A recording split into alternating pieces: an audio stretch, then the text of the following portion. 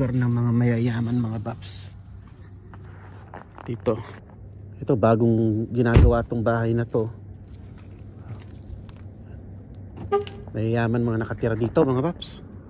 Ayan, mamaya na lang. Yo mga paps. Update. Time check is, yung time check is 10:52 mga paps. So natapos natin ng less than 2 hours yung ating duty today. Dapat kanina pa kaso nakipagkwentuhan yung alaga ko tsaka yung asawa niya. So nagstay pa tayo sandali. Pero nakuha natin ng natapos natin ng less than 2 hours sana.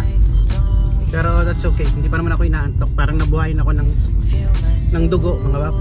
Ganyan talaga pag night shift Pero sana after this uwi na tayo. Shower lang ako and then